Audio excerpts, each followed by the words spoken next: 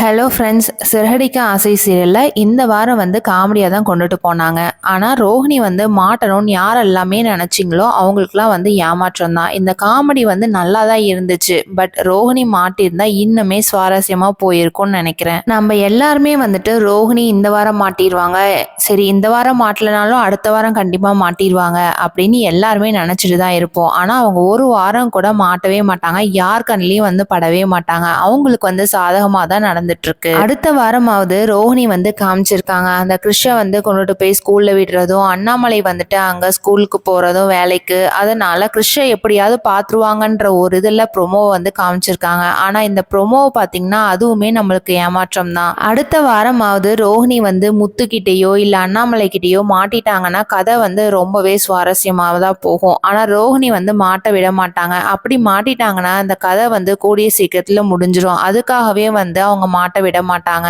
எப்படியும் next week கனடால இருந்து அந்த ஜீவா வரதான் போறாங்க. முத்து சவாரிக்கு அந்த ஜீவாவை கூட்டிட்டு போக தான் போறாங்க. அந்த டைம்லயாவது முத்து ரோஹிணியும் ஜீவாவையும் மீட் பண்றதை பார்த்துட்டாங்கன்னா கதை நல்லாவே சுவாரஸ்யமா தான் போகும். முத்துவுமே ஜீவாவும் ரோஹிணியும் ஒன்னா நின்று பேசுறத எப்படியாவது மறைஞ்சு நின்று கேட்டாங்கன்னா கதை நல்லாவே சுவாரஸ்யமா தான் போகும். அடுத்த வாரம் ஃபுல்லாவே என்ன நடக்க போகுதுன்னா, அண்ணாமலை ஸ்கூலுக்கு போய் ஜாயின் பண்றதும், இதையெல்லாம் ரோஹிணி தெரிஞ்சுக்கிட்டு கிருஷ்ண வேற ஸ்கூல்ல மாத்துறதும், ஜீவா ஃபாரின்ல இருந்து வந்ததுக்கு அப்புறம் ரோஹிணி கிட்ட பேசுறதும், இந்த மாதிரி தான் காமிக்க போறாங்க. நம்ம விஜயா கண்டிப்பா மீனாவை குத்தி குத்தி தான் பேச போறாங்க. ரோஹிணி என்னதான் தப்பு பண்ணாலும் ரோஹிணிக்கு சப்போர்ட் பண்ணதான் போறாங்க. என்னைக்கு ரோஹிணியோட உண்மை தெரிஞ்சு விஜயா ஏமாற போறாங்கிறத வெயிட் பண்ணி பார்க்கலாம். தேங்க்ஸ் ஃபார் வாட்சிங்.